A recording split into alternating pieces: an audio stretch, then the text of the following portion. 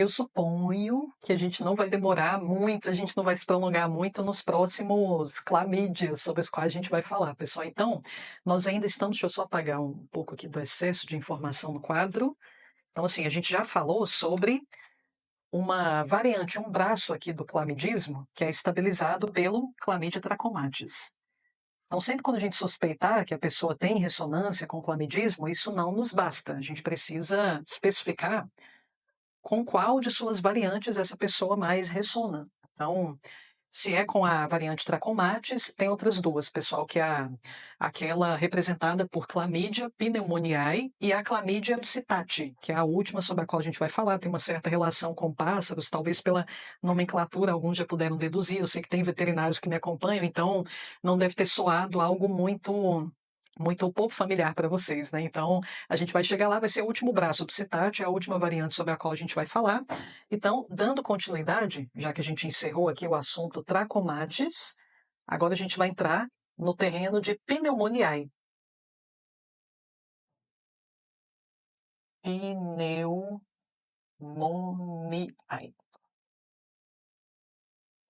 Pessoal, só por esse segundo termo aqui que especifica essa clamídia, vocês já puderam deduzir uma correlação com pulmões, uma correlação com pneumonia.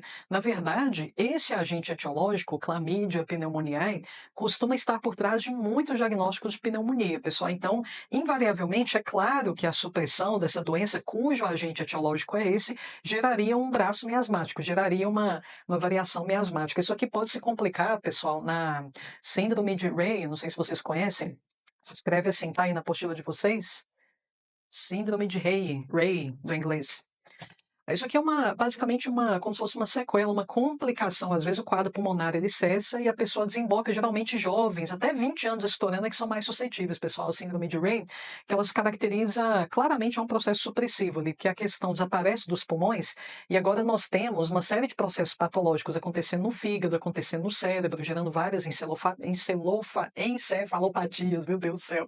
Encefalopatias são problemas ali que afetam o sistema nervoso central. Aí é uma evidência clara de que o transtorno ele passou de uma hierarquia mais baixa para uma mais alta. Então, a criança sai de um quadro pulmonar, começa a ter confusão mental, começa a desmaiar, às vezes vai até para o coma, numa uma variante aqui mais grave. A gente nota também, como eu falei, afecções hepáticas inúmeras, náusea, vômito. Então, aí já se suspeita de que a pessoa precisa desse medicamento aqui, pessoal, não, obviamente, a própria doença, né, que eu estou descrevendo.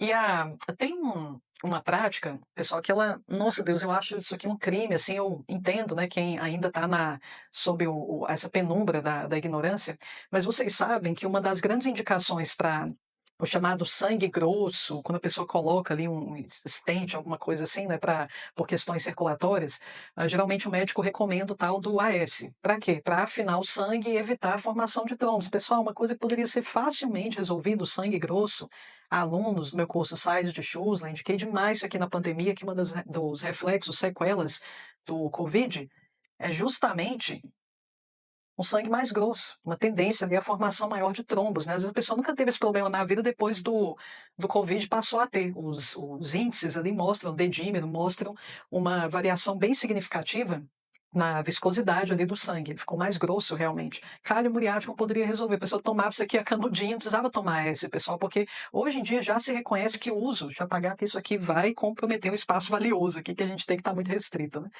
Então, hoje em dia já se reconhece que o uso abusivo de AS pode levar a pessoa para o Rey também, essa doença é caracterizada por esses sintomas que eu acabei de descrever.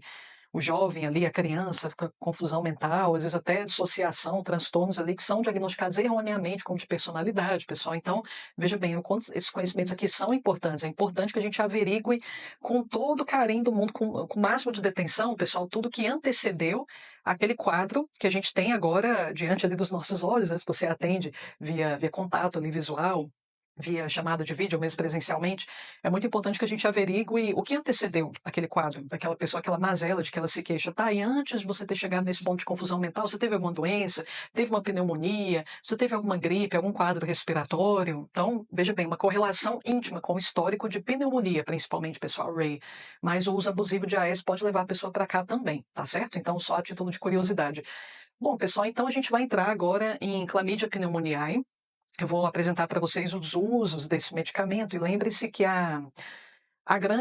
O que permeia aqui, em grande medida, clamídia pneumoniae, são as temáticas do próprio estágio 3, né? Então, tudo aquilo que a gente falou anteriormente, qual que é o tema central? Confusão. Eu induzo os outros à confusão, me sinto imerso numa confusão, me sinto distante da verdade, eu acabo gerando esse efeito nos demais, mediante diversos expedientes, a exposição de uma fraqueza, a exposição de um segredo, a, essa esse complô. Muitas vezes eu sou aquela pessoa que articula conspirações e por isso mesmo eu toco o terror, né, nos grupos de que eu faço parte. Então sou aquela pessoa que causa intrigas. Então eu vou gerando desintegração, vou levantando aquela cortina de fumaça a partir da minha intervenção insidiosa, sempre ali embaixo dos panos, no obscurantismo. Então aquela pessoa que opera na escuridão, no sentido de lançar mais obscurantismo ainda sobre os demais, de forma que ela possa dominar a situação. Então, é uma estratégia similar nesse sentido com o estágio 12, cujo lema Schouten traz para a gente é o chamado divide e governarás, né? A gente viu que não é uma estratégia exclusiva, mas é bem representativa, até porque houve algo parecido ali no estágio 9 também. Pessoal, quando a gente falou de Pestino, né, a essênia enterocolítica, né, vocês devem se lembrar que essa, essa visão de que as pessoas divididas, elas são, visão não, é uma constatação, é um grupo dividido, ele está muito mais enfraquecido, então muitas pessoas desequilibradas se utilizam desse tipo de constatação para empreender um processo de manipulação mais fácil, né? Então, acontecia isso aqui no estágio 9, vai acontecer em outros também, aqui no 17, enfim. Mas por motivos diferentes, visando resultados diferentes, né? Então, aquilo que eu falei, muitos afluentes desembocam para o mar. Mas a questão é de onde veio esse rio, de onde veio esse afluente que está desembocando aqui no mesmo ponto em relação a tantos outros rios, né? O que nos importa não é tanto o diagnóstico, a consequência ali, mas a causa, a parte de baixo do iceberg, como eu costumo dizer para vocês também. Então, o que a gente tem aqui, pessoal, clamídia pneumoniae, que é impregnada por todas as temáticas da confusão, aquele que manipula, aquele que controla através da incitação, provocação desse processo de confusão. Eu sou aquela pessoa que desperta desconfiança nos demais, constrange os demais com a minha desconfiança, de uma forma mais ou menos inconsciente. E nós temos aqui o seu gêmeo luminoso, que como a gente está na faceta sombria da tabela periódica, se a gente for estabelecer e buscar para o seu gêmeo, só pode ser na faceta luminosa. 1 mais 3 é igual a 4, que nós tínhamos também essa perplexidade, esse deslumbramento, até uma espécie de semi-confusão, mas é porque eu estou me deparando com o início, é a primeira vez que eu realmente entrei na vida, né? Tudo que o sujeito faz é impregnado por essa perplexidade. Nossa, não acredito que está acontecendo. Aquele maravilhamento ingênuo, pessoal, não é esse maravilhamento já malicioso, que a gente percebe aqui no estágio 13. Aqui, aquela perplexidade virginal, aquela coisa fresca da criança que está aprendendo uma coisa ali, ela sente que, nossa, aquilo é a máxima novidade. Pode nem ser mais novidade, assim, de uma forma factível, de uma forma concreta na vida da pessoa, mas aquilo que eu falei, não importa para a gente o quadro situacional, como os homeopatas dizem para a gente, né? Os nossos mestres nos ensinam. Não basta muitas vezes o recorte situacional, tem que entender como é que a pessoa ela se sente naquela situação, senão a gente acaba, como o Hahnemann já nos prevenia, julgando aquele caso. Tá, eu julgo que a pessoa está assim, assim, assada, pela posição social dela, pelo jeito dela, assim, mas como é que ela se vê? Então, se o sujeito se vê maravilhado o tempo todo, ele está o tempo inteiro admirado, meu Deus, eu não acredito que eu consegui fazer isso, consegui terminar aquela perplexidade, surpresa pelo fato de ter conseguido alguma coisa, como se aquilo fosse a máxima novidade, esse maravilhamento é típico do 4, ok, pessoal? Aqui a gente vai ter também uma perplexidade, um maravilhamento, mas com certo nível de malícia. Eu provoco isso nos outros para manipular, não para que as pessoas se deparem com a verdade, mas para desviá-las do foco, daquilo que realmente importa, que é o próprio encontro com a verdade. Por isso eu trouxe a figura do guru também, enfim. Então, a ação, aquela ação pouco engajada, aquela ação pouco envolvida, isso vai permear também clamídia pneumoniae. Então, eu ajo, mas já com o pé aqui atrás, né? Porque eu não quero estar exatamente no topo. Eu quero colocar meu pezinho aqui, mas sair, porque tem alguma coisa em mim que as pessoas não podem detectar, porque senão eu serei crucificado novamente, né? Então, eu volto no momento oportuno, daqui a pouco eu volto para os bastidores de novo, então é aquele vai e volta, mas sem uma intenção de permanecer aqui. Dou uma passada para ver se cola, depois eu volto. Ao menor sinal de qualquer ameaça, eu volto. Então, esse é o expediente da ação, engajamento. A gente viu que não há realmente uma intenção de engajamento real, acho que a partir daqui vocês já se recordaram, né, de como é o engajamento nas coxas, sem a intenção de realmente se comprometer. Isso em qualquer esfera, pessoal, esfera profissional, esfera afetiva. Eu estou ali, mas 50%. Eu já estou com a intenção de bater em retirada no primeiro sinal de que tem alguma coisa que a pessoa vai detectar em mim, que vai ficar exposto, e definitivamente eu não quero que a pessoa me descortine toda, enfim, aquilo que a gente já sabe. E a reação relativismo, subjetivismo, isso sim, que está muito presente aqui em clamídia pneumoniae. Pessoal, aquela pessoa que ela tem, vou colocar até uma boquinha aqui voltada ao próprio termo, para que vocês entendam que a boquinha voltada para um termo específico, pessoal, significa que a pessoa piora com aquilo que está logo depois da boquinha, que está do lado da boquinha aberta. Então, uma pessoa que ela tem um grande desconforto com aquilo que é misterioso.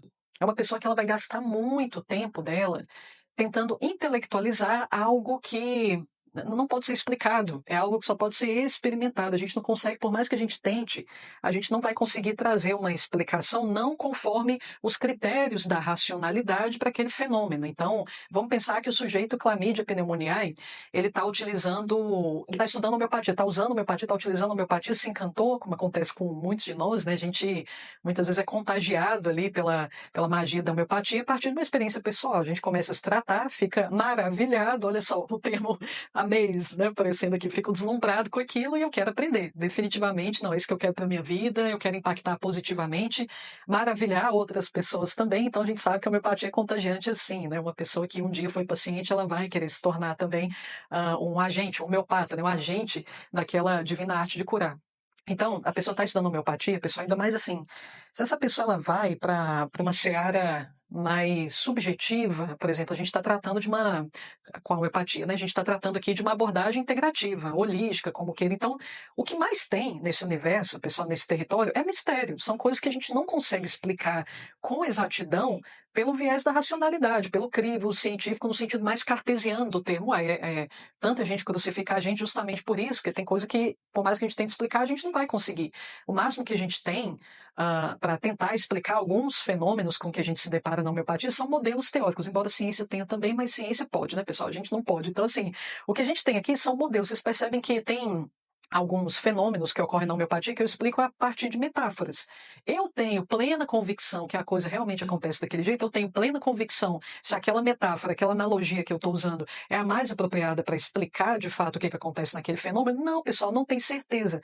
Mas eu sei que aquela metáfora ela traz um norte para a gente. Então, essa pessoa que está estudando homeopatia, ela vai invocar com coisas, por exemplo, termos como, por exemplo, a energia vital. Aí a pessoa vai lá, ela entende que a homeopatia se respalda nesse modus operandi de estímulo da minha energia vital para que ela sobrepuje a assinatura da patologia. É assim, né, que a homeopatia funciona. A gente tem uma certa frequência patológica, eu tenho que buscar um medicamento que no organismo sadio gere essa mesma frequência, mas numa amplitude maior, de maneira a sobrepujar essa doença, substituir essa doença. Tanto é fato que a lei de semelhantes recebe outro nome, também lei da substituição mórbida, como a gente encontra no Organon. O meu corpo ele já estava tentando reagir a essa doença, com essa assinatura frequencial, por assim dizer. Só que essa reação não estava sendo suficiente para vencer a doença, tanto é fato que eu estava doente, né? Então, recebo um medicamento que é semelhante, eu convido essa reatividade a exacerbar a sua performance e, consequentemente, olha só, eu venci a doença.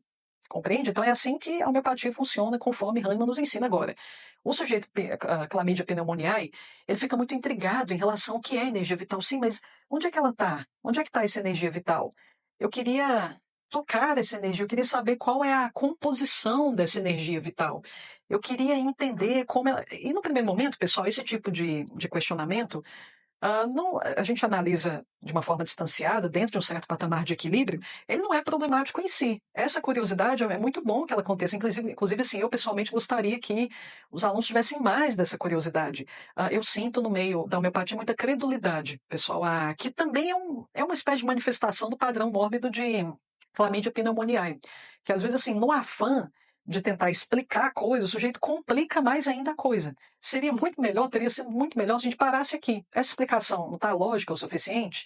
Ela já não explica muito do que a gente observa na prática, então para que, criatura de Deus, que você vai pesquisar, que você vai ficar ocupando a sua cabeça com as partículas que compõem a energia vital, com será que tem partículas alfa, beta? Será que os elétrons estão se comportando de uma maneira fragmentada, de uma maneira estacionária? São questionamentos, pessoal, que não fazem absolutamente diferença nenhuma, de maneira que conversar com essa pessoa aqui é difícil. Porque ela, no afã de tentar intelectualizar, ou seja, no afã de tentar ordenar, sistematizar alguma coisa, ela torna a coisa mais caótica ainda. Vamos tirar o A, né? Porque aqui, e o D também. A gente se remeter ao termo inglês, maze, que significa labirinto. Então, assim, a pessoa no primeiro momento ela tem até uma intenção boa de tentar entender a fundo, que é claro, pessoal, a gente tem que buscar entender o cerne das coisas o mais que a gente puder, porque isso permite. Qual que é o objetivo de tentar entender uma coisa em profundidade? É a gente encontrar padrões. Pessoal, não sei se vocês têm isso claro, mas assim, o que Scholten, os contemporâneos fizeram foi empreender um aprofundamento em relação ao legado clássico, que foi deixado para a gente ali através de Vitoucas, através de Kant. Então, a contemporânea, ela aprofunda aquela visão. Graças a Deus que houve esse aprofundamento. Por quê? Aí, graças a Deus, consequentemente, por isso mesmo, Scholten legou para a gente aqui o método periódico. Então, assim, como que Scholten chegou até tudo isso aqui? Foi através da leitura, vamos pensar aqui um exemplo que eu sempre trago para vocês, né? Argentum nítrico. Então, aqui a gente tem. Tá aqui, a gente tá aqui porque essa é a série 5, né? Série da prata. Então, a prata tá bem aqui, ó, especificamente no estágio 11. Então, assim, como que Scholten chegou até as temáticas que ele traz para a gente na homeopatia os elementos de argento? Ele leu muitas matérias médicas sobre vários argentos, argento fosfórico, sulfúrico, arsenicoso, iodato, próprio nítrico. Ele se debruçou sobre todo o legado que já estava disponível através do trabalho árduo dos seus antecessores e ele começou a encontrar denominadores em comum. Nossa, a prata, toda vez que a prata aparece numa personalidade, ela traz esse elemento de fixação, ela traz esse elemento de repetição, ela traz esse elemento de obsessão em torno de uma ideia. Então, automaticamente, isso deve ter alguma coisa a ver com a essência da prata. Isso deve ter alguma coisa a ver com o cerne de sofrimento do elemento prata. Então, veja bem, aquela pessoa ela empreendeu um aprofundamento do seu raciocínio para encontrar um elemento fundamental que me permite deduções, pessoal, que me abra uma margem de previsibilidade. Se eu observo um fenômeno por muito tempo, automaticamente, depois de um determinado tempo, eu vou conseguir encontrar padrões. Vejo uma coisa se repetindo, em algum momento eu percebo que está por trás daquela repetição. Ah, toda vez que acontece isso, isso e isso. Ah, então eu posso construir um sistema em torno disso. É assim que a tecnologia evolui, a evolução tecnológica acontece. Eletricidade, bom, é de tanto que a gente já passou maus bocados, né, pesquisando como é que ela funciona, agora a gente conhece o princípio de forma que ele se tornou previsível para a gente em certa medida, né, porque tem muito ainda que é misterioso para a gente, que a gente acostumou, né, banalizou, mas se a gente quisesse se aprofundar mais ainda, e tem muita gente, graças a Deus, se aprofundando nisso até hoje, a gente ia descobrir muitas outras coisas que nos beneficiariam enquanto humanidade. Então, o aprofundamento permite para a gente conhecer em profundidade, a fundo, determinado fenômeno, de forma que a gente pode se planejar em cima daquilo que a gente aprendeu. Então, bom, se a gente já entende como é que aquilo funciona, o padrão por trás do funcionamento de algum fenômeno, a gente sabe como utilizá-lo a nosso favor. Bom, eu entendi como é que a eletricidade funciona, eu posso, consequentemente, ligar meu dispositivo na tomada, que eu já sei exatamente o que vai acontecer. Ele será acionado, ele será ligado. Só que esse sujeito aqui, pessoal, ele não para esse processo. Ele vai lá, vai no fundo, vai no fundo, vai no fundo, vai no fundo, vai no fundo, até o ponto, veja bem, um paradoxo, né?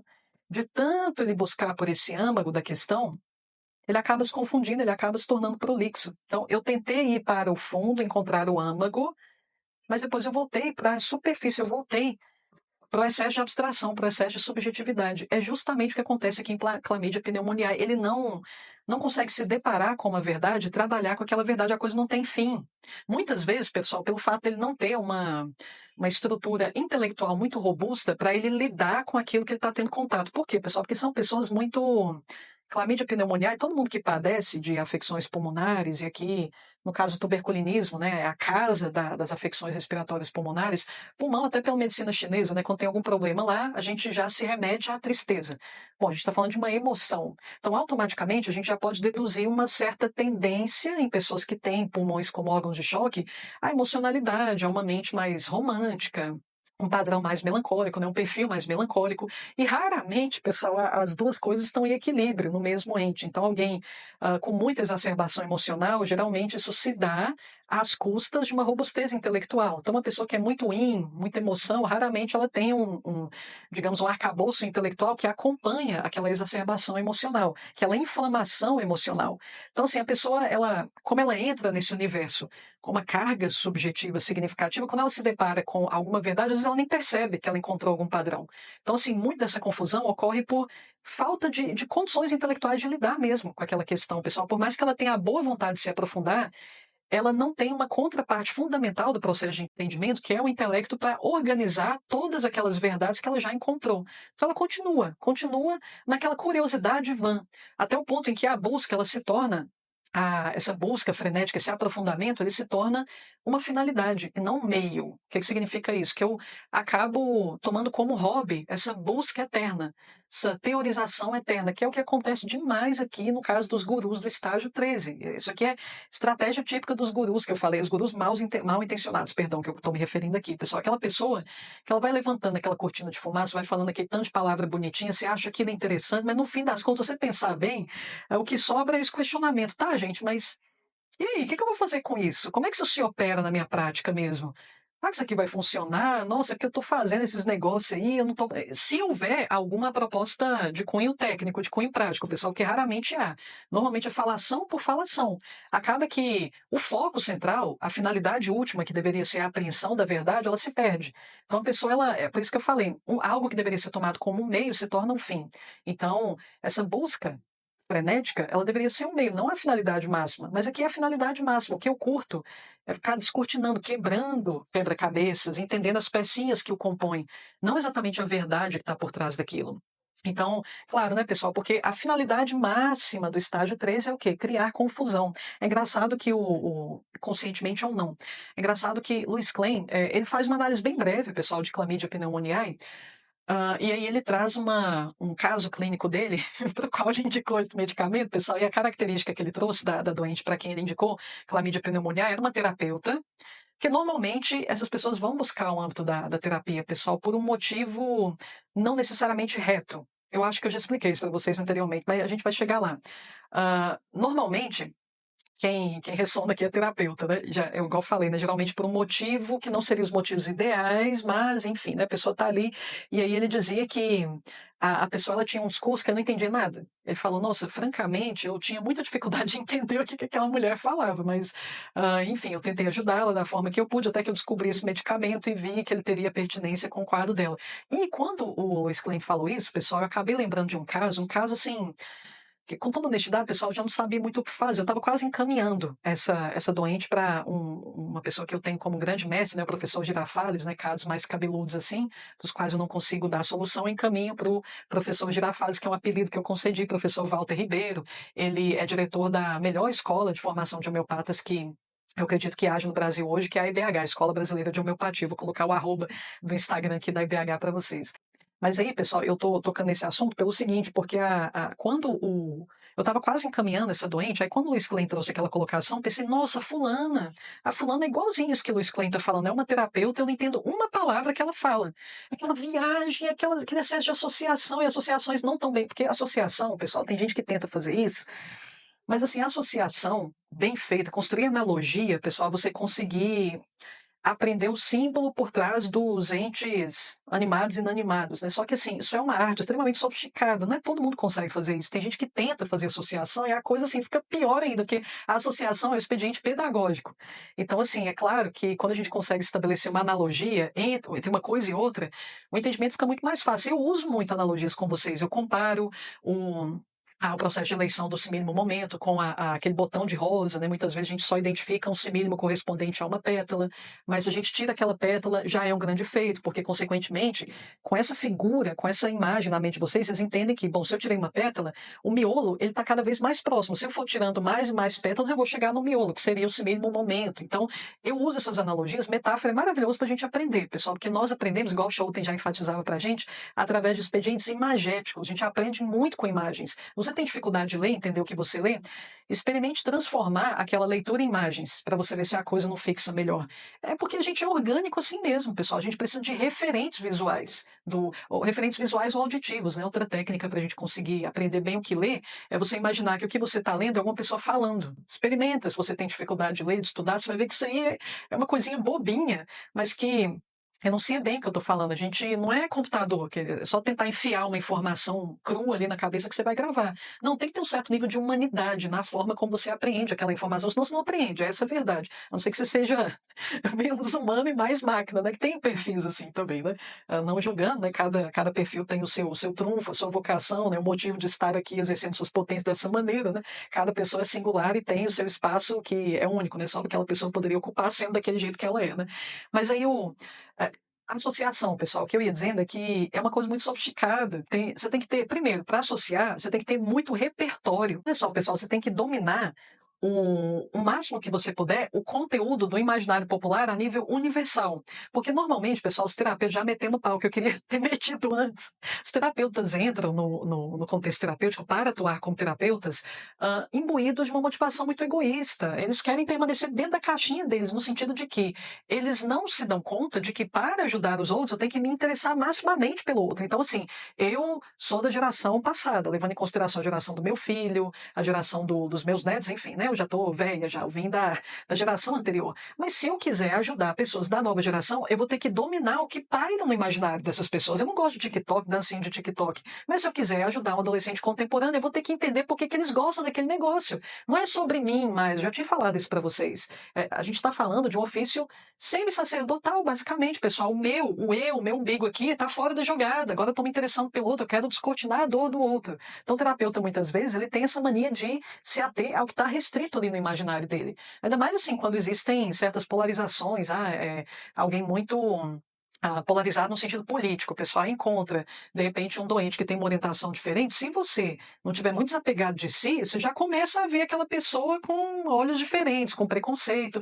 Criatura, não seja terapeuta se você está tão apegado à sua caixinha, assim. A pessoa tem todos os motivos dela para pensar daquele jeito.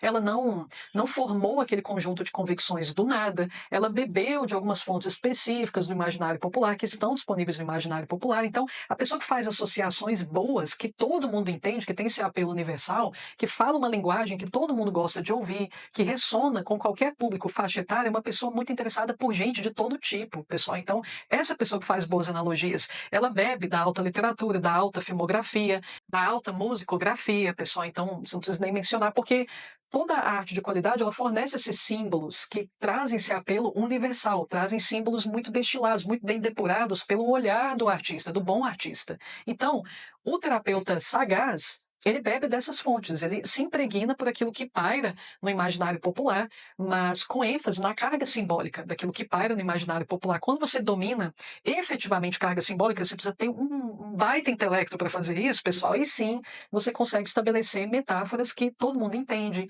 Porque, ó, olha só, eu consegui sacar tanto os símbolos que estão ali impregnados no imagético popular que, olha só, eu consegui depurar a minha linguagem ao ponto de transformá-la em algo universal.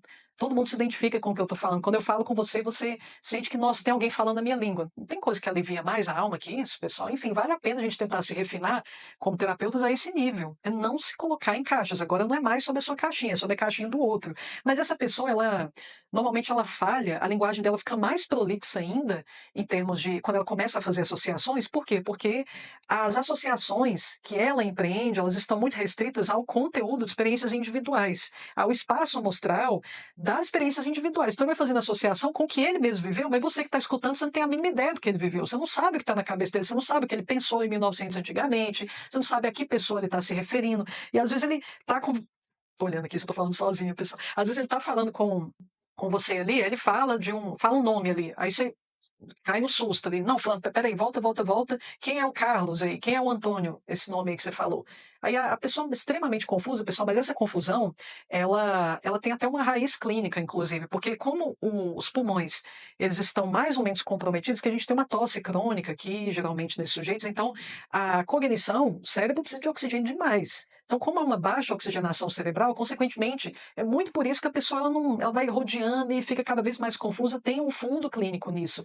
Mas, de certa forma, vocês têm que ter isso em mente. A pessoa faz associação, a coisa só piora. No caso dessa doente, chegou um ponto assim de eu pedir para ela, não precisa dar exemplo, não precisa fazer associação, por mais que a coisa não faça sentido, deixa ela sair da forma mais espontânea que você puder. Não preocupe se eu estou entendendo ou não. Mas veja, pessoal, curiosamente, eu expliquei para vocês como é que esse alma veio parar aqui, né? Depois eu vou explicar. O objetivo era, no fim das contas, intelectualizá-la, tornar o processo mais inteligível. Só que para eu tornar o processo mais inteligível, primeiro, eu preciso desenvolver o intelecto, eu preciso ter referenciais imagéticos universais e eu tenho que diminuir essa carga emocional. Eu tenho que estar compromissado também com o encontro com a verdade. Esse deve ser o meu norte, não a busca pela busca. Imagina, pessoal, Schouten descobre tudo isso aqui, ele se depara com essa padronização, com essa sistematização, ele entendeu que o construto por trás das matérias médicas é esse, e até, olha só, sem querer, ele nos legou aqui uma estruturação de sistematização miasmática. Eu acho que ele nem esperava que Louis Klein se apropriasse desse seu legado para nos brindar com essa sistematização que vai facilitar demais o nosso cotidiano clínico. Mas imagine que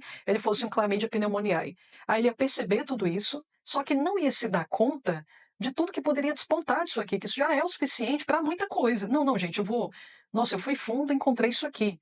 Nossa, agora deixa eu explorar as possibilidades disso aqui que eu descobri. Não, a pessoa continua indo, indo, indo, indo. Imagina, pessoal, se ele tivesse prosseguido, fosse, aprofundando cada vez mais, a gente não teria isso aqui. Então a pessoa ela não tem esse time acerca de quando parar com esse excesso de aprofundamento. E a pessoa acaba se perdendo, ela, no afã de buscar por uma verdade, ela fica cada vez mais distante da verdade, é essa confusão que a gente tem. O que que vocês esperam de uma pessoa que ela tem a mente caótica, assim, pessoal, a mente altamente prolixa, altamente abstrata, altamente confusa. É uma pessoa que, como ela se perde muito nesse mar de elucubrações sem fim, ela acaba negligenciando um pouco ali questões práticas, questões ligadas à subsistência. Então, sempre estão reclamando de din-din, adoecendo de preocupação por causa de grana. E são pessoas que dão a entender que não são tão materialistas assim, né, porque elas só falam de assuntos elevados, elas só falam de assuntos que ninguém entende, que exatamente por ninguém entender, ela julga, né, que se ela esteja falando algo elevado demais para as massas entenderem, enfim. Então, ela se ocupa demais disso, acaba que o âmbito financeiro descamba, pessoal. Sem falar que eu, sendo o sujeito Chlamydia pneumoniae, eu não acaba que eu não serei tão efetivo assim, não serei um terapeuta tão agudo, tão assertivo nas minhas indicações, que às vezes a pessoa foi buscar algo, um alívio para uma mazela relativamente simplória, relativamente pontual. Ah, eu só queria que esse acupunturista ele consertasse ali a dor que eu estava sentindo no meu dedão. Não, só vim aqui tratar um joanete, não, só vim aqui tratar um otite, uma dor de ouvido. Aí ele se nutre no primeiro momento de uma boa intenção, de entregar muito mais que aquilo que o doente estava buscando. Isso não é ruim no primeiro momento, pessoal, mas eu quero tanto que a pessoa se cure, ela entenda o que está por trás daquele problema, para que ela mesma consiga se prevenir, de maneira a não incorrer naquela mazela novamente, né. Então, eu acabo querendo dar aula ali para o doente acerca de como aquele problema aconteceu, de toda a psicossomática por trás daquele problema. Aí já puxo uma coisa que aconteceu com a avó dele: "Olha, eu vejo aqui nas cartas, na constelação, que a sua avó, ela ela fez um pacto com não sei o quê, e aí a entidade falou que o neto ia nascer com problema no dedão, e aqui você está". Pessoal, é uma coisa, assim, altamente desnecessária e pior, não tem como nem você comprovar que isso aqui tem um fundo de verdade, compreende? "Não, criatura, eu só queria tratar a minha dor no dedão, era só isso que eu queria". Então, assim, no afã de ajudar, a pessoa vomita aquele tanto de informação altamente confusa no colo do cliente e provavelmente ele não vai voltar. Ou, como a gente está num contexto massivamente emocional, tem muitas pessoas que escutam esse tipo de colocação e e até ficam extasiadas. Elas não ficam mal impressionadas, elas ficam bem impressionadas. Então, hoje em dia, a gente está naquele ponto de deificar a maluquice, deificar a confusão. Por isso, a gente tem terapeutas altamente desequilibrados, pessoas que têm transtornos mentais muito claros, pessoal, elas sendo colocadas em pedestal de guru. Já condenei isso inicialmente para vocês. Não tem problema você ouvir uma explicação abstrata. Mas ela precisa ter um fundo de sensatez, ela precisa ter um fundo factível, algo que você consegue tocar, algo com que você consiga estabelecer uma coerência a partir da sua vivência pessoal. Então, essa pessoa ela pode induzir o outro ao erro, a pessoa fica altamente seduzida, e muitas vezes eu volto a frequentar aquele terapeuta, Chlamydia pneumoniae, por causa daquelas palavras, porque no fim das contas, as pessoas também estão buscando por uma isenção máxima de responsabilidade, né, pessoal? Então, se a pessoa está dizendo que eu tenho essa dor no dedão do pé, porque foi a minha avó que fez alguma coisa, não fui eu, mediante meus péssimos hábitos, mediante minhas péssimas escolhas, não fui eu que fiz, não fui eu que dei uma pisada de bola com alguém, que foi mau caráter com alguma pessoa. Não, nossa, foi a minha avó, questão de papai e mamãe que está incidindo sobre mim. Nossa, a pessoa que ela quer se livrar de uma culpa, de responsabilidade, ela vai amar esse tipo de coisa. Por isso que esse terapeuta ele tem vez hoje, pessoal, infelizmente, porque tá todo mundo buscando terapia fogo de artifício. É aquela terapia que ela te distancia da verdade, levanta uma cortina de fumaça, uma cortina de fogo de artifício, você fica deslumbrado com aquilo e você acaba se perdendo de questões fundamentais, de que você tem culpa também daquilo que está acontecendo com você, de que você tem uma baita, muitas vezes assim, tem pessoas que você precisa pedir perdão, tem virtudes que você precisa lapidar, você não é perfeito, você é um ser que ainda tem muito que ser depurado. Então, é muito conveniente. E às vezes, assim, por um decréscimo progressivo da inteligência que a gente está testemunhando, a gente sempre acha que a gente é burro, se o outro está falando tanto de coisa que a gente não entende, ah, o burro sou eu, então o cara está sendo super sábio, sou eu que não estou sacando. Compreende? O quanto essa ambiência social, culturalmente falando, que a gente se encontra, viabiliza isso, de certa forma, pessoal? Então reflitam sobre isso. Eu estou provocando vocês nesse sentido, porque isso aqui me deixa muito preocupada, definitivamente. Pessoas altamente transtornadas, cegas, guiando outros cegos, que se deixam guiar por outros cegos, né, sobretudo. Então, eu estou falando da vítima aqui também, tá, pessoal? Não estou metendo pau só no agente, mas a pessoa que cai muito nesse conto do vigário, ela é muito impressionável, adora terapias fogo de artifício, assim, não fala nada com nada, não tem sabedoria naquele negócio, não sabe nem o que fazer. Você foi para resolver uma questão concreta, saiu de lá com mais interrogação ainda, mas por outro lado, a pessoa falou sobre tudo aquilo com tanta empolgação, você se vê impregnado por essa empolgação, porque são pessoas que dominam a arte de te instilar esse deslumbramento. O deslumbramento passou e você esqueceu da sessão de leitura de mapa astrológico que você fez, porque no fim meus problemas continuam os mesmos, eu continuo sem conseguir me relacionar com meu marido, sem conseguir me relacionar com os meus filhos. Ah, deixa eu ir lá para me enganar novamente. Então, cuidado, pessoal, cuidado, cuidado, cuidado com isso aqui. Mas temos vítimas disso que vão precisar desse medicamento e pessoas que perpetram esse efeito, né? Se vocês desconfiam que estão aqui com uma análise que são agentes, né? Pessoas que estão perpetrando esse tipo de efeito, você já tem uma luz no fim do túnel, pessoal. Aí é a questão de dever mesmo, né? Vocês não podem induzir os demais ao distanciamento da verdade. O contrário, né? Então, não tem problema nenhum buscar, só que esse sujeito aqui não para com a busca, ao ponto de ele se tornar altamente prolixo. Ninguém mais entende o que ele fala. Então, é esse o sujeito Chlamydia pneumoniae. E ele vai se sentir muito bem, ele vai se sentir muito confortável quando. Aí, por que eu escrevi alma aqui, pessoal? Que eu escrevi justamente na hora que a bateria tinha acabado. Por isso que vocês não viram, né, o momento que eu escrevi essa palavra. Mas são pessoas que vão dizer que elas buscam uma conexão de alma com os demais. Então, o que é conexão de alma? Aí a gente vai ter que decifrar, né? No caso de Chlamydia pneumoniae, o que ele quer dizer com isso? É alguém tão viajado quanto ele.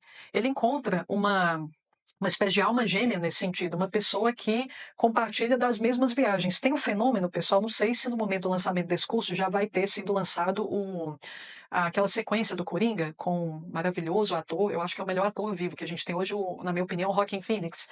Ele fez um Coringa, já deve ter uns 3, 4 anos, dirigido por Todd Phillips, e aí agora tem uma sequência dele com a Lady Gaga. Aí o nome do filme é Coringa 2, Delírio a 2. Eu não sei, está escrito em francês, se eu não me engano, o título do filme. Eu não sei pronunciar, pessoal, mas a tradução é Delírio a 2. O delírio a 2 é um fenômeno conhecido dentro da psiquiatria. É muito o que acontece aqui. Eu encontro uma pessoa que, curiosamente, ela compartilha das mesmas pirações que eu. E é claro, né, uma piração soma com a outra, você já imagina a bagunça que vira, né? Mas, enfim, às vezes eu encontro uma pessoa aí pela graça divina ou não, né?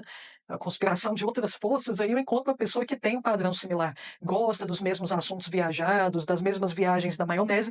Com essa pessoa eu sinto que eu tenho uma conexão de alma. Não vou gerar resultado nenhum com aquilo, mas enfim, né? Gera-se um frenesi em torno daquilo, né? Um frenesi inicial. Quando essa poeira emocional baixa, aí eu percebo que a gente não está ganhando dinheiro, a gente só está falando um tanto de assunto maconheiro aqui 24 horas por dia, mas cadê o dinheiro? E aí começam a haver brigas, porque ninguém tá fincado aqui no mundo prático. E essa pessoa, pessoal, muitas vezes, assim, eu já atendi muitas mulheres, clamídia pneumoniae, que elas saíram de casamentos, assim, não tinha necessidade nenhuma da mulher ter saído daquele casamento, muito por causa disso aqui. A mulher diz que, ele era um bom pai, ele era um bom marido, pagava as contas, cuidava dos filhos, pagava a escola para os nossos filhos, mas a gente não tinha uma conexão de alma, sabe? O que a pessoa quer dizer com isso? É que o marido não acompanhava ela nos papos doido ali. É basicamente isso.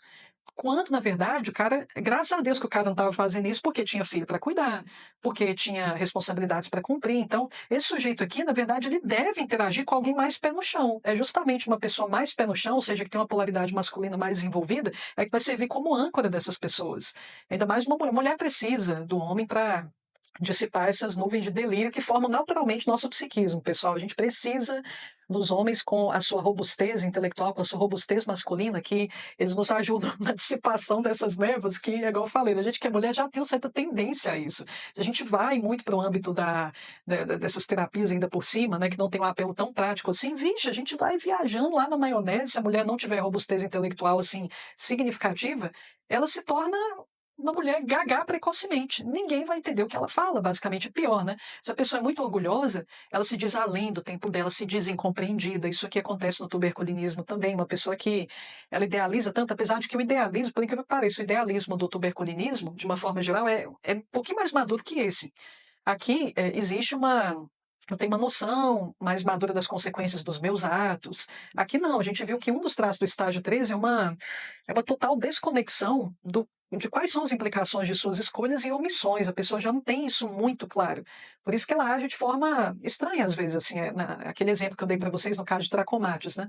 Eu faço e aconteço, faço um barraco, trato todo mundo mal, me recolho, porque eu acho que o simples fato de me recolher já vai apagar o evento.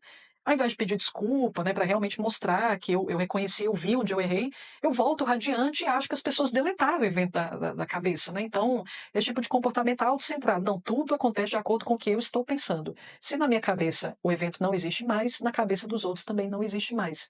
Mas isso aqui, pessoal, essa coisa assim de dizer que eu só vou me conectar com uma pessoa com que eu tenho ressonância de alma. Aí você vai ver o que que é essa ressonância de alma, é uma pessoa que fala, se interessa pelas mesmas viadas da maionese que você, né? Aí, isso aqui pode se manifestar de uma maneira mais, colocar a coisa mais pé no chão para vocês, pessoal, de maneira que vocês possam buscar aí no caso clínico de vocês alguma situação que parece que exige esse medicamento, Chlamydia pneumoniae, que é aquela tendência de pedir mulheres, tá? Tô falando de mulheres de se queixar, mulheres têm essa mania, pessoal, de se queixar que meu marido não desabafa comigo. Tem mulheres que se queixam verdadeiramente disso, mas por quê, pessoal? Porque por uma espécie assim de confusão em relação ao papel dela no casamento, o papel do homem, o que que deve se esperar de um homem com H maiúsculo, o que que deve se esperar de uma mulher com M maiúsculo. Ela quer que o cara seja a amiga dela. Amigona, é minha amiga íntima. Nossa, eu queria alguém para conversar, que se abrisse, contasse suas dores comigo. É uma pessoa que adora ouvir outra pessoa desabafar. Por quê? Porque aí é aquela deixa que você tem para estabelecer tudo quanto é associação descabida entre a dor daquela pessoa e uma coisa que você viveu. Não, isso faz parte do seu arquétipo da grande mãe. É a grande mãe sofrendo. Isso faz parte do eco das suas ancestrais. Olha só, isso está acontecendo comigo. Não tem muitas mulheres que estão passando por essa situação agora. Estamos sendo convocadas à semeadura da grande bruxa, à semeadura da grande lua. Aí vai aquela coiseira. Pessoal, estou citando exemplo para vocês aqui, mas infelizmente são coisas que eu já ouvi, compreende? Parece que eu estou inventando agora. É porque o pessoal fica impressionado com essas coisas, entende? Sem fundo de verdade nenhum, sem sabedoria nenhuma, tem ensinamento nenhum por trás disso, mas a pessoa quer que o marido dela, mulher ali, né, Chlamydia pneumoniae, quer que o marido se envolva com esse tipo de coisa. Você não quer isso. Se isso acontecer, você vai sair pela tangente, porque você está procurando um cara forte, você não quer um cara marica, você não quer um cara fraco. Deixa o seu homem em paz que ele vai desabafar de outras maneiras, ele tem os meios dele, pode ter certeza disso. Não pode ser com você. Mas a mulher, Chlamydia pneumoniae, ela pode sair de um relacionamento só por causa disso, pessoal. E a gente tem que ser luz na vida dessa criatura para deixar claro que não é isso que ela quer. Ela está querendo uma amiga com quem ela possa viajar na maionese, mas ela projeta sobre o marido, que às vezes é a única pessoa com quem ela tem um vínculo mais constante, mais íntimo. Claro, ninguém aguenta. O cérebro de todo mundo dá nó a partir do momento que essa pessoa aqui abre a boca. Essa pessoa, meus queridos, ela não aguenta conduzir qualquer assunto com leveza, porque tem determinadas conversas que a gente conduz com esse objetivo mesmo, descompromissado, despretensioso, jogar a conversa fora. Às vezes a gente não quer falar de questões existenciais muito profundas, a gente só quer jogar a conversa fora com um amigo, a gente só quer descontrair, relaxar, mas essa pessoa não aguenta não escavar buraco. Então a gente está ali querendo falar da cor do céu, querendo falar um pouquinho das nossas questões pessoais, mas sem nenhuma carga de austeridade, nenhuma carga de reflexão muito profunda. Então, eu vou dar um exemplo aqui disso que eu quero exprimir para vocês agora. Ah, você vai até a casa do sujeito Chlamydia pneumoniae, você visita o seu amigo aqui muito com o objetivo de exercitar a capacidade do seu cérebro, de decifrar os enigmas mais indecifráveis. Então, você vai até a casa desse amigo e você percebe que ele fez um bolo, né? E você faz um comentário nada a ver ali em relação àquele bolo. Nossa, fulano, você fez um bolo de canela. Meu Deus, sabe quem fazia um bolo de canela maravilhoso? Era a minha avó, só que a minha avó ela fazia assim, ela batia a banana, colocava mel na banana, canela, e ela fazia um recheio com essa banana, com mel e canela, e ficava uma delícia. Às vezes ela pulverizava um pouquinho de açúcar ali no bolo. Nossa, eu tenho muita saudade dessa época. A pessoa ficou olhando lá petrificada para você, e ela diz, não, você falou da sua avó? eu senti que tem alguma questão aí com a sua avó, vamos falar sobre isso? Assim, você não quer filosofar em cima de vó, você não quer filosofar em cima do bolo, você só quer comer o bolo com a sua amiga, você só quer falar coisa nada a ver, só quer estar no momento prosaico ali. Não, já capturou algo que precisa ser trabalhado. Não. A sua avó, eu percebo que ela foi uma figura importante. Eu acho que essa dor da perda da avó ainda não foi esperada. Vamos fazer uma constelação aqui para sua avó? Vamos fazer uma constelação desse bolo de canela? Vamos jogar uma carta de tarô para ver o que está por trás dessa ferida da criança rejeitada, da criança abandonada. Sua avó, pelo que você me contou, ela morreu muito cedo, foi como mamãe, né? Então eu vejo aí uma ferida de abandono. Aí já te leva ali para jogar, né, tarô, já te leva para constelar de não sei o que das contas. Você não queria aquilo, você só queria ter um momento tranquilo com aquela pessoa. Você não queria filosofar nada. A pessoa já encontrou um pelo em ovo ali para ser trabalhado terapeuticamente falando.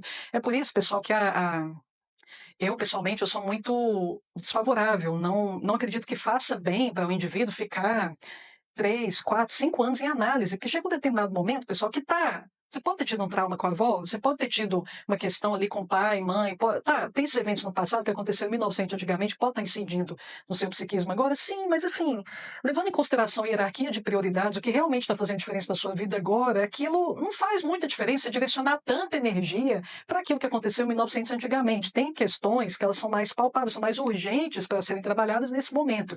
E vocês percebem que eu estou falando muito da versão ativa aqui de Chlamydia pneumoniae. É como esse sujeito age, né? Então, para que vocês conheçam bem o tipo, saibam detectar a partir de trejeitos, comportamentos externamente manifestos. Mas, às vezes, pessoal, tem um sujeito Chlamydia pneumoniae na versão passiva, que eu não sei se vocês já conheceram pessoas assim, que toda semana tem que estar jogando um tarô, toda semana tem que ter uma cigana ali na mão, todo dia tem que ter um trabalho de cristal, de alinhamento de chakra, não sei o que das contas. A pessoa, ela é altamente vinculada a isso ao ponto de dela não se permitir decantar tudo aquilo. Porque, assim, eu não estou criticando essas artes terapêuticas, pessoal, ainda mais assim, se você conduz certos trabalhos com bons profissionais, você vai sair dali com muita coisa legal para você colocar em prática, realmente. Você vai sair dali com um arcabouço de conhecimento maior, definitivamente. Você vai sair dali com ferramentas que, se você as trabalha na prática, aquilo vai repercutir para você como prosperidade, de fato. Aquilo vai te engrandecer enquanto ser humano. Só que, pessoal, pelo amor de Deus, você sai de uma leitura, por exemplo, de um mapa astrológico, numerológico, que é uma carga de informação formidável.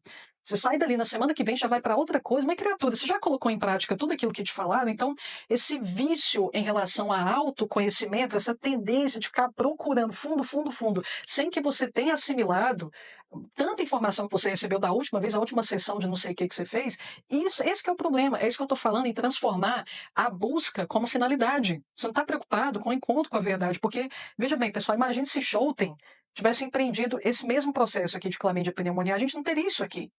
Mas Schouten, como um terapeuta altamente equilibrado, yin yang altamente equilibrado, sensibilidade, intelecto, na medida certa, ele percebeu que não, gente, eu encontrei uma pedra filosofal aqui. Agora, eu preciso me debruçar sobre isso. Eu preciso entender quais são os limites disso, desse tesouro aqui com que eu me deparei.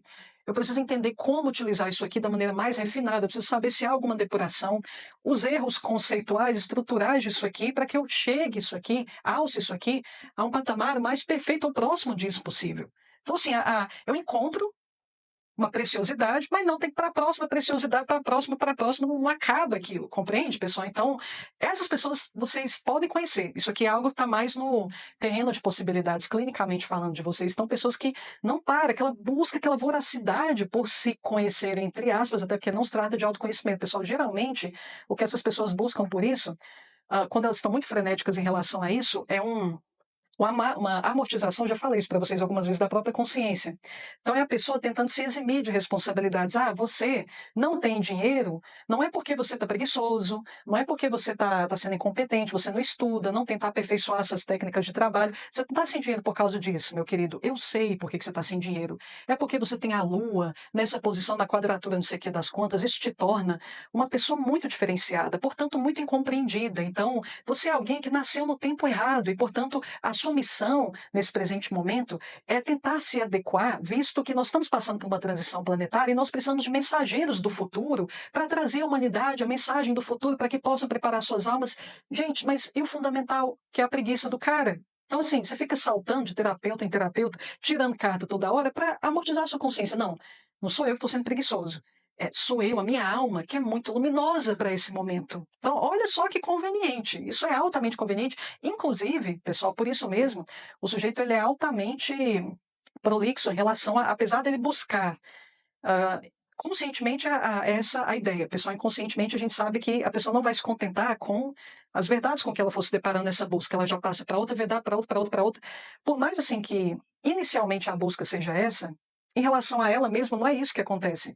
Ela empreende um processo exatamente como eu acabei de explicar para vocês. Então, a pessoa muitas vezes, porque aqui no estágio 13, pessoal, quanto mais a gente se distancia do estágio 10, menos a gente admite que a gente está errado. Na verdade, um outro motivo pelo qual há o distanciamento do meu apogeu existencial é o apego, o amor desordenado a mim mesmo.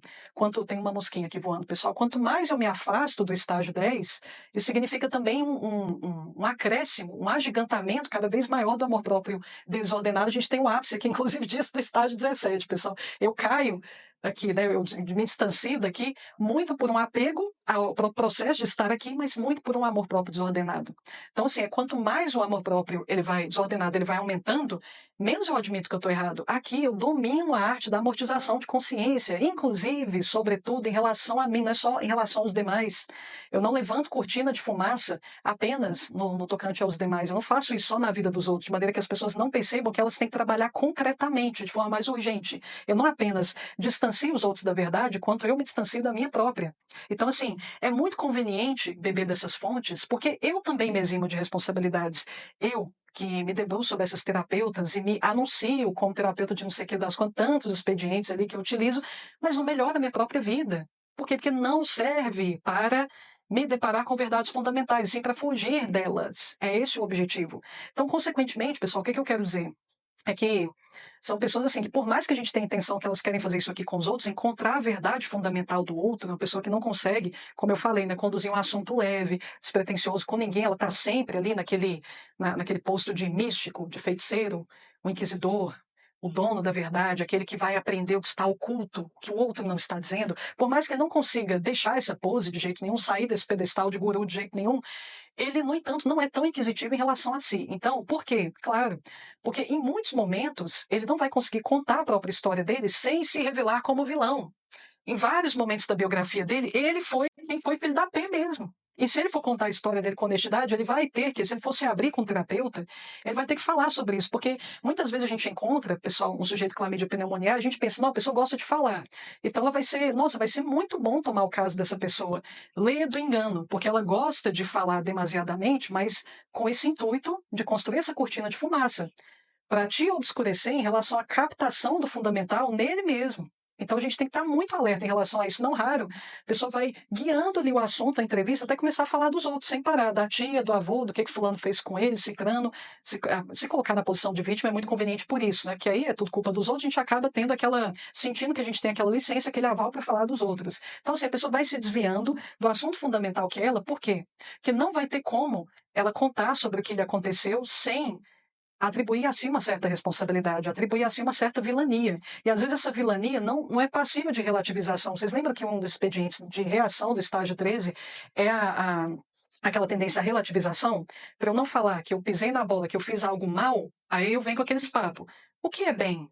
O que é mal? Gente, mas isso existe demais da conta. E vocês, infelizmente, assim, com muita tristeza, eu declaro que tem muitos terapeutas que fazem isso quando eles vão empreender uma auto-reflexão. Ah, mas o quê? Aí eu começo a relativizar, eu começo a tornar algo absoluto em subjetivo, algo absoluto em relativo. Então, assim, não há um compromisso em aprender a verdade dos fatos, mas a minha verdade dos fatos. A verdade a gente sabe que ela não é relativa, porque tudo que é relativo em relação a algo absoluto, né? Que eu já falei várias vezes para vocês. Pessoal, tem gente que adora falar isso, é só vocês virem com essa contra-argumentação, né? Igual eu já tinha falado antes. Então, assim, é tudo visto por esse viés da subjetividade. Ah, mas também a gente não sabe, né, o que aquela pessoa estava sentindo na hora. É muito comum, hoje em dia, a gente justificar tudo quanto é tipo de barbaridade porque a gente não sabia o que estava acontecendo nas profundezas daquela pessoa. Sim, mas não é esse dado que a gente tem que levar em consideração para, por exemplo, empreender um julgamento. A gente tem que avaliar a realidade objetiva, não importa as motivações, e sim o ato em si. Mas eu perco isso de vista propositalmente, especialmente quando vou falar de mim. Então, por exemplo, eu fui essa mulher que eu decidi me divorciar do marido altamente responsável, o marido que pagava as contas, eu só divorciei dele porque ele não gostava de conversar comigo sobre essas viagens aqui na maionese. Mas era um cara que, se eu não conversasse sobre essas coisas que ninguém entende, ele conversaria de boa. Mas ele era um cara mais pé no chão. E eu me distanciei dele por egoísmo, puramente. Só que eu não posso declarar, isso vai pegar mal. Então, como é que essa pessoa vai narrar o que aconteceu? A mulher clamídia pneumoniae, como é que ela vai falar sobre essa ruptura? Colocando verniz, floreando, com aura de misticismo, como é o expediente típico aqui de manipulação de clamídia pneumoniae. Então a pessoa vai recorrer à subjetividade, porque quando você leva a discussão para o terreno subjetivo, pessoal, é aqui onde o expediente do relativismo ele ele é mais propenso ao florescimento. É quando você transforma tudo em questão de opinião. Então, se você quer relativizar, você tem que automaticamente deslocar a discussão para o âmbito subjetivo. Então, essa estratégia que a mulher aqui vai usar. Eu fui dominada pelo sentimento, ou por um sentimento que eu tenho certeza que impregnou o coração das minhas ancestrais, as grandes mães, as grandes luas. Em algum momento houve o sentimento de opressão, tal como aconteceu comigo, Letícia, esse sentimento de opressão, de não ressonância. Eu senti que esse amor que impregna do meu coração, ele já não ressonava no amor que palpitava no coração de meu marido, que era lindo a maneira dele, mas comecei a perceber que houve um desencontro. Vocês estão entendendo alguma coisa que eu estou falando? Nada, né? Mas pessoal, vocês adoram essas coisas, meu Deus do céu, você tem que abrir o olho, eu fico doida com isso. Vocês caem igual patinha, o pessoal vai falando uns negócios desse tipo, vocês vão lá, enfeitiçado com aquilo. Aí vai. E aí eu comecei a perceber que é um sentimento muito ardente que havia no meu peito. Eu precisava dividir com outra pessoa com que eu pudesse compartilhar essa mesma dádiva, a dádiva da grande imperatriz, a dádiva da grande Vênus. Portanto, eu permiti que ele seguisse o seu caminho. E vai ser muito bom para os meus filhos, porque eles vão perceber o quanto eu fui uma mulher empoderada, o quanto a mãe deles era empoderada, porque foi livre para seguir os desígnios do seu coração. Por isso eu me separei, Letícia. Por que você separou mesmo? Primeiro, a gente cai, pessoal, a gente espera que a pessoa ela vai sair disso, né, em algum momento. Aí você vai ouvindo, ouvindo, ouvindo, ouvindo. Por que o divórcio aconteceu? Não sei. Então, você fica no ar com esse tipo de, olha só, o expediente típico do estágio 3. A gente percebe aqui em clamídia pneumoniae, vocês percebem que o grande trunfo aqui desse nosódio, pessoal, é o toque místico.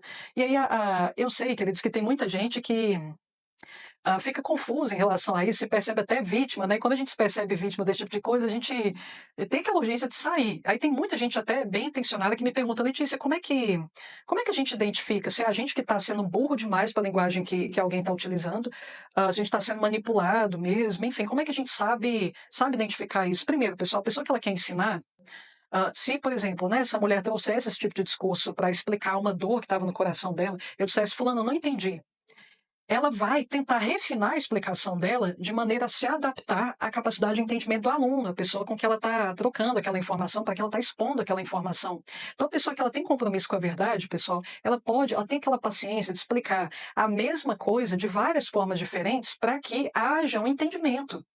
Ela é preocupada com o entendimento. Ela não vai sair pela tangente toda vez que você disser que não concorda, toda vez que você disser que está confuso. Ela não vai trazer uma resposta mais papagaiada ainda quando você disser que não entendeu nada. Ela não vai dizer para você, você que falou que não entendeu nada, que fulano, você não está pronto, vamos refinar os seus chakras superiores para abrir as janelas dos seus entendimentos para você entender essa grande verdade que eu quero te trazer. Não é isso que a pessoa vai falar. A pessoa vai revetar. Eu vou trazer então uma linguagem que é uma comparação aqui que eu acho que vai ficar mais fácil de você aprender. Aí a pessoa ela vai descendo o nível ali daquela explicação para o entendimento do aluno. O professor ou alguém que está ocupado com a verdade não se importa em fazer isso. Então, o primeiro sinal de alerta, você tem que prestar atenção nisso. Você insiste, pede para a pessoa explicar novamente, ela continua saindo pela tangente, meu amigo, ela está compromissada em levantar fumaça. Então, vocês têm que capturar isso, que acontece muito em clamídia pneumoniae. Outra coisa, essa é a evidência infalível, fruto. Inclusive, esse fruto aqui. Pessoa, gente, se ela tem tanta sabedoria assim, por que ela está pobre? Porque se você tem sabedoria elevada, você deveria conseguir frutificar, você tem uma vantagem no mundo material automaticamente. Esse é um raciocínio que assim, é passivo de dedução, pessoal. Se eu sou sábia, Eu encontrei tesouros, tesouros que podem me colocar num terreno de vantagem, um terreno vantajoso no mundo material. Então, assim, eu não estou dizendo que o terapeuta tem que ser rico, pessoal, mas ele ser paupérrimo, ficar catando moeda o tempo todo, isso pode significar uma série de desvios de caráter, como, por exemplo, preguiça, falta de método, não gera resultado. É aquela pessoa que ela tem um olhar enviesado em relação ao mundo material, essa visão fragmentada de que mundo espiritual é uma coisa, é para os bons, e mundo material é para os ruins, é para ralé, eu estou acima. Então, isso aqui é um termômetro. E a pessoa, quando trabalha, a pessoa, claro, né? Se ela trabalha, ela gera dinheiro. Por isso que a gente olha para o trabalhador e confia no trabalhador. Uma pessoa que ela é regular, todo dia da semana ela trabalha, ela tem um trabalho bem estruturado, ela tem um trabalho ali bem, digamos, bem regularizado. É uma pessoa que você pode contar com ela, que ela tem sempre aquele rendimento. Por que essas pessoas são confiáveis? Porque o trabalho exige que a gente lapide na marra uma série de virtudes. A gente não pode ser preguiçoso. Se a gente não trouxer resultado, a gente é demitido, então a gente não vai ter cliente. Então, assim, eu tenho que ter compromisso com a verdade, eu tenho que ter compromisso com as pessoas que eu estou ajudando. Porque se eu não tiver, eu não terei o que comer. Então, isso me torna confiável, isso me torna uma pessoa com que as pessoas realmente podem contar. Então, esse é um excelente critério. Fruto, como é que essa pessoa trata a família dela? Nossa, pessoal, isso aqui é. Ninguém olha para isso. Assim, a pessoa, às vezes, assim, doce com todo mundo estranho e com a família só paulada, toda desestruturada as relações familiares, se a pessoa ela tivesse essa luz de fato, por dedução, por lógica, né? Nem dedução, por lógica, a luz, qual que é o comportamento dela? Quem é mais invadido por aquela luz? Quem está próximo, não é verdade? Então, a pessoa com a família toda desestruturada, a pessoa sozinha o tempo todo, por que que ela é sozinha? Por que que ela não consegue se relacionar? Não tem problema você ser mais reservado, mas quase sociofóbico. Então, essas esquisitices, pessoal, elas denotam uma falta de adequação a esse plano. E você está deslocado desse plano significa que você briga com ele. E se você briga com ele, você não entende como uma manifestação do mundo espiritual. Você está vendo a coisa segmentada. E automaticamente você terá um comportamento deslocado, automaticamente você vai ter um comportamento esquisito, e comportamento esquisito leva à patologia. Então, por isso que a gente tem ouvido muita ode à normalidade. Pessoal, normalidade assim, porque a excentricidade pela excentricidade, sem que ela tenha uma razão ser, sem que ela seja um traço típico da sua personalidade, porque tem pessoas que são naturalmente excêntricas, é a verdade dela. O problema, assim, de quando a gente foge disso, é que muitas vezes a gente está buscando por essa diferenciação para forçar a barra, deixar claro para as pessoas que, olha, o quanto eu sou especial. Eu sou excêntrico porque eu não eu estou acima das massas. Eu sou excêntrico assim como um distintivo do quanto eu vim causar impacto nessa dimensão, do quanto eu vim fazer diferença. Então, é uma excentricidade que ela volta a atenção para si e não para uma suposta verdade que está por trás daquilo. Então, essa é uma forma da gente identificar, pessoal. É assim que a gente identifica o sujeito, o guru, Chlamydia pneumoniae, analisando principalmente frutos. Na verdade, não existe muito fruto concreto, existe muito fruto subjetivo. É a pessoa dando certo ali no universo imaginativo dela, a pessoa dando certo no universo afetivo dela. Mas na prática, às vezes, a experiência concreta dela está em frangalhos, em todos os sentidos que vocês puderem imaginar. Relações interpessoais, pessoa altamente desorganizada financeiramente. Isso aqui não é um indício só de ostentação, pessoal. Igual eu falei, isso aqui é um termômetro que a gente pode levar em consideração para tudo que vem como consequência da vida regular no trabalho, inclusive o desenvolvimento de virtudes, que nos torna seres humanos cada vez mais confiáveis e até melhores no sentido existencial aqui. Então, esse o critério aqui que a gente pode levar em consideração para não cair em engodos. Mas, de todo modo, pessoal, esse lenga-lenga, essa manipulação por um discurso que ninguém entende, isso aqui acontece muito, pessoal. Às vezes, assim, não é nem pode ser até por uma consequência clínica mesmo, porque essa pessoa está com afecções pulmonares a maior parte do tempo. Essa pessoa, para quem eu indiquei, o caso aí que foi parecido com o Klein, né, que eu citei para vocês, ela vivia com problema pulmonar. Então, isso, em certa medida, explica por que ia um aporte de oxigênio tão baixo ali para o cérebro, mas só aumentava o delírio, só aumentava a confusão, consequentemente. Inclusive, até aproveitando o ensejo, pessoal, a gente tem, sabe aquela rubrica do Never Well Since, do inglês? Aquele marco a partir do qual a pessoa passou a desenvolver afecções, ela nunca mais foi o mesmo depois de certa doença. Esses sujeitos têm isso aqui em relação à pneumonia. Então, nunca mais consegui me manter estável depois daquela pneumonia. Depois que eu fui internado ali de pneumonia, pronto, a coisa desandou tudo. A pessoa passou a ter uma faringite crônica, a pessoa passou a ter uma tosse ali que não passa. Não é aquela tosse agressiva, mas está sempre ali. A pessoa está sempre com acesso de tosse ali no decorrer do dia. Vocês vão gostar de saber disso, pessoal. Aqui nós temos muitas afecções circulatórias. E as afecções circulatórias de Chlamydia pneumoniae são aquelas que desembocam na arteriosclerose, formação de placa de gordura ali nas artérias, né? Então, claro, né, se eu estou falando disso, estou falando de hipertensão também. E, obviamente, a gente já pode puxar o gancho aqui para para tratar sobre o chamado colesterol alto, né? Então, tem muitas pessoas que me pedem sugestões para estudo de expressões miasmáticas que abarquem essa tendência que é tão comum hoje em dia do colesterol sempre disparado, né? Sempre lá em cima. Refluxo, conjuntivite, a gente pode ter aqui também, pessoal, e tem sonhos de desastres também, sonho com o fogo, incêndio, a gente tem sonho com rajadas de vento, tufões, relâmpagos, e tem uma figura que sempre aparece, os sonhos são muito dramáticos, pessoal, em geral, né, com o próprio sujeito em si, né? Mas tem um sonho que é muito comum aqui, que são as pessoas queimadas, pessoas carbonizadas, pessoas chamuscadas, isso aqui também é muito comum. Eu tenho também conjuntivite, que é afecções oculares. Então, este é o quadro, pessoal, de Chlamydia pneumoniae. Eu fiz questão de trazer para vocês aquele tipo clássico, Chlamydia pneumoniae, o prolixo, o espiritualoide, o esquizotérico, né, como a gente já havia mencionado anteriormente, né, um termo que resume bem o padrão comportamental do sujeito Chlamydia pneumoniae, aquela pessoa marcada por um nível de subjetividade que distorce em grande medida a própria realidade, inclusive para o próprio sujeito, né, ao ponto de uma autoilusão irremediável, como muitos de vocês já puderam deduzir a essa altura. Mas eu tento trazer para vocês também, pessoal, aquele tipo mais palatável, onde vocês podem se deparar ah, uma probabilidade maior, com nível de probabilidade maior, porque esse tipo aqui, por mais que infelizmente ele tenha se tornado cada dia mais comum, enfim, às vezes a gente não tem exemplos do nosso cotidiano, às vezes a gente nunca se deparou com um tipo desses e muitas vezes vai demorar muito para a gente ter um indivíduo desse no nosso setting terapêutico, até porque, pessoal, a pessoa ela vai ter que assumir por que se diz que o próprio narcisista não tem cura, né, um caso incurável, porque a pessoa vai ter que admitir que ela tem imperfeição, ela tem defeito. O sujeito aqui, a gente viu o tanto de tramóia que ele lança mão com esse intuito de auto-engano.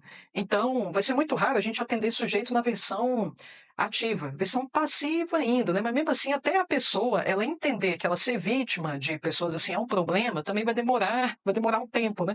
Então, assim, esse tipo aqui, no contexto de setting terapêutico, ele pode ser mais raro, é por isso que eu queria trazer algo mais tangível para vocês, como é o caso daquele que eu trouxe para vocês o exemplo da pessoa que não abre mão, ela não sai do personagem terapeuta místico, não sai dessa pele de guru, dessa pele de feiticeiro. Então, dei aquele exemplo, né? Você vai visitar um amigo, você fala uma coisa ali totalmente despretensiosa, a pessoa já leva aquilo para um nível transcendental e já filosofa em cima de uma colocação altamente arbitrária que você trouxe ali, enfim. Então, automaticamente, a partir daquele exemplo que eu dei, pessoal, vocês já conseguem estabelecer um paralelo com outro tipo, esse sim, que é mais provável que vocês se deparem com ele, que é o do coach. Infelizmente, pessoal, essa profissão aqui, ela já está assumindo basicamente uma conotação de charlatanismo. Quando se fala em coach, o pessoal já pensa em picareta, já pensa em pessoas mal intencionadas, mas tem muita gente boa coach, pessoal. Então, só para deixar claro, os bons ainda existem. E isso aqui o que os coaches trabalham, pessoal? Os coaches são terapeutas de sexta camada. As demandas da sexta camada são aquelas girando em torno de aumento de produtividade para que você consiga aumentar os seus rendimentos. Então, o discurso deles é totalmente voltado para alta performance, né? Como te engajar, como te manter motivado para que você consiga se transformar numa máquina de gerar isso aqui. Isso é motivação de sexta camada, pessoal. Então, cada terapeuta se ocupa do desenvolvimento de uma camada da personalidade. Então, a psicanálise, ela se debruça ali sobre as crises de quarta camada, a teoria de Jung dos arquétipos, quinta camada, constelação familiar, segunda. Acho que eu já havia mencionado isso a vocês, inclusive uma aula aberta mesmo no YouTube, quando eu versei sobre a proposta central do meu curso Homeopatia Inspiradora. Então, falei superficialmente, mas não precisa saber disso em profundidade agora, pessoal. Mas só para deixar claro, fazer justiça aqui aos coaches, que tem gente boa que conduz esse trabalho, e ele tem o lugar dele. É necessário que a gente lance mão, eventualmente, do expediente terapêutico, digamos, encabeçado por esses profissionais. Só que tem muita gente, pessoal, que realmente não devia estar fazendo isso. Tem muita gente ocupada com motivações aqui impregnadas, imbuídas, inflamadas por motivações de estágio 13 aqui no sentido mais equilibrado. Ou seja, eu não quero conduzir essas pessoas que eu arregimentei à verdade, muito pelo contrário, estou levantando a cortina de fumaça, eu estou empreendendo aqui um verdadeiro espetáculo, essas pessoas, elas entram no processo de histeria em massa, a gente vê muito isso hoje em dia, e saem de lá dizendo que a vida foi transformada e que agora eu sou um novo ser humano, daqui a 5 dias, 7 dias, uma semana, depois que aquela empolgação acaba, cai na mesma vida. Então, assim, não há um compromisso com a verdade de fato, com uma transformação no sentido mais essencial do termo, né? A pessoa se sente impregnada por aquele fogo de artifício inicial, depois aquilo desvanece, né, em algum momento. Então, cortina de fumaça. O coach cortina de fumaça, ele pode ressonar com Chlamydia pneumoniae, no sentido de que, às vezes, a pessoa ela não consegue se despir dessa aura de coach. Então, assim, seu amigo, de novo você tem um amigo que mídia pneumoniae, mas ele não fica nesse personagem do terapeuta espiritualoide, místico, metido a feiticeiro, nada disso. Ele veste essa camisa aqui. Isso aqui está mais no alcance da maioria, muitas pessoas adoram esse universo coaching. Então aquele seu amigo, que você, de novo, fala uma coisa nada a ver com ele, fala uma coisa altamente despretensiosa, e ele já vem com frase feita ali para você. Já vem com aquelas frases de caminhoneiro e já acha que você está precisando de motivação, e você fala ali que, nossa, eu estou precisando acordar cedo. Não. Você tem que acordar às 5 da manhã, porque 5 da manhã é o horário do vencedor. Tem estudos mostrando que se você acordar às 5 da manhã, você vai enriquecer o horário que todo milionário acorda.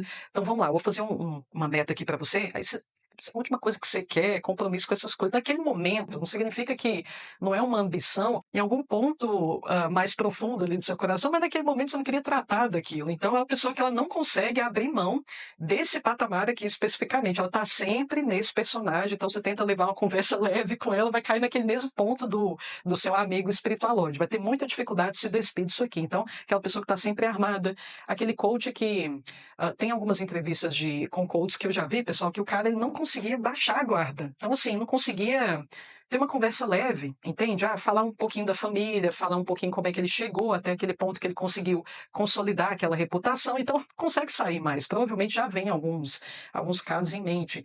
Situações, pessoal, onde outro exemplo também que eu acho que é mais tangível para vocês, pessoas muito religiosas, mas ao ponto inclusive, anulação da própria personalidade delas. Então, elas se transformam também numa espécie de personagem. Vou dar um exemplo: você tem um pai, uma mãe, que a gente pode colocar quase nesse patamar de fanatismo, e quando você vai pedir um conselho para um pai e uma mãe, querendo ou não, pessoal, quando a gente procura conselho num amigo, numa pessoa em que a gente confia, a gente quer ouvir um pouco da experiência pessoal, o que, que a pessoa pensa em relação àquele problema que você está trazendo para ela. É quando a gente sente que a gente está conversando com outra pessoa, é que a gente consegue se sentir mais aliviado, que a gente se sente ouvido por outro ser humano, e a gente tem essa impressão de ressonância. Não, a pessoa capturou a dor que eu estava trazendo a ela, a pessoa entendeu aqui a essência do problema. Então, bom, eu vou ouvi-la porque ela me ouviu com os ouvidos humanos dela, então ela vai me trazer um conselho humano também. Mas aí a pessoa, quando ela é muito fanática, ela é envolvida com algo que tem esse apelo espiritual, mas ao ponto de ter sacrificado a própria individualidade dela, pessoal, ou seja, ela não tem essência pessoal nenhuma, ela é um personagem forjado, ela vai recorrer a esse mesmo expediente do coach que não sai do post de coach, ela vai te trazer uma frase pronta. Então, o pai e a mãe fanático, o filho vai pedir um conselho, aí vem aquele pai e uma mãe trazendo um versículo da Bíblia. Meu filho, está deprimido, entrega isso a Deus, faz essa oração aqui, expõe a sua situação a Deus, mas e você? Você, mãe, o que você tem a dizer em relação àquele problema? Sim, Deus conhece seu filho, mas você conhece também, então o que você pessoalmente tem a dizer? Então a gente não vê a pessoa. Levanta-se aqui uma cortina de fumaça em relação ao ser humano que está por trás daquele personagem. É isso que eu quero que vocês entendam em relação à Chlamydia pneumoniae. Há um desconforto aqui, pessoal, com o mistério, inclusive eu não digo assim, mistério envolvendo, perdão, grandes questões, né, grandes mistérios propriamente, né, de onde a gente veio mesmo, para onde a gente está indo mesmo, o que acontece depois da morte, são questões que vale a pena a gente refletir, até para a gente alinhar a nossa jornada aqui, para que a gente viva de uma forma mais densa possível, mais profunda, para que a nossa vida ela seja mais significativa possível. É importante que ela esteja encaminhada à eternidade, né, e conforme que a gente concebe que vai acontecer lá na eternidade, a gente assume uma conduta específica aqui em vida, né? Então, tudo isso é importante. Esse contato estreito com mistérios é fundamental. Mas tem um problema que é quando é aquilo que eu falei, né? Quando é um saco sem fundo, a ponto de eu nem permitir que tudo aquilo decante. Graças a Deus, eu dei o exemplo de Schouten, um bom exemplo de Schouten. Olha só, o que ele nos legou por ter escavado, escavado, escavado, ter parado nesse ponto, agora para desenvolver essa preciosidade com que ele se deparou. Essa preciosidade que ele percebeu que existia por trás do legado dos clássicos. Então, é aquele saco sem fundo ao ponto, assim, da própria pessoa se tornar confusa e se distanciar ao paradoxo, né? No afã de buscar a verdade freneticamente, a pessoa vai se distanciando cada vez mais da verdade, que é um processo que exige parcimônia, é um processo que exige, inclusive, autoobservação, para que a gente se avalie se a gente tem condições de assimilar aquela verdade, entender aquela verdade que está diante dos nossos olhos. Então, até essa humildade a gente precisa ter nesse processo de busca. Então, assim, existe um desconforto com, esses mistérios maiores, mas com os menores também, que é a própria interação com o outro ser humano. Tem uma porção dos outros entes que nos cercam, pessoal, uma porção não, né, na verdade, assim, a grande parcela tem uma grande parcela, daquilo com que a gente se depara no outro, que ela é insondável para a gente. Os ciumentos, eles têm muita dificuldade de lidar com isso. Tem muita dificuldade de perceber que, sim, mesmo eu já estando casada há 10 anos com essa pessoa, 20, 30, 40, mesmo assim tem uma parte dela que eu não conheço. Uma pessoa é um universo inabarcável e tá tudo bem com isso. Essa pessoa vai ter muita dificuldade, consequentemente, de se manter no relacionamento, os 2 vão se incomodar, né, ela, porque ela sente que ela não consegue cercar todo esse mistério, que é o amigo com quem ela tem aquela amizade íntima de muitos anos, o marido também, que ela tem essa relação de intimidade de muitos anos, se for uma mulher, né, evidentemente, então ou não, né, pode ser um casal homoafetivo, mas enfim, eu tô com aquela pessoa e eu sinto que quanto mais eu exploro a subjetividade dela, se a pessoa me permite isso, né, porque às vezes enche o saco, pessoal, aquilo que eu falei, você não quer falar do que você está sentindo, você não quer ficar falando dos seus pensamentos mais profundos, está tudo certo. Mas a pessoa não se contenta, ela vai insistindo, insistindo, insistindo. Então, a percepção de que existe um mistério insondável no outro, isso me perturba. Por quê? Porque automaticamente diminui-se a probabilidade de eu garantir que eu tenho controle sobre o outro. Muito é por causa disso. A gente sabe que essa sedução do estágio 13, ela tem como finalidade última o controle. Infelizmente, a gente tem que assumir que assim, a motivação visceral do sujeito é essa, por mais que ele não tenha consciência disso, ok, pessoal? Então, são os grandes mistérios que mobilizam esse sujeito, mas os menores também, aquele que está presente no outro. Eu percebo que tem muito do outro que eu ainda não entendi, tem muito do outro que eu ainda não consegui acessar. E claro, o outro vai encher o saco por aquilo que eu falei, né? Às vezes eu não quero falar de mim, meu Deus do céu, de intimidade, ainda mais se for um homem, né? Que isso não é muito natural para o homem, né? Que é o que eu falei inicialmente. Então, só um arremate aqui em relação ao que eu havia já trazido para vocês em relação à clamídia pneumoniae.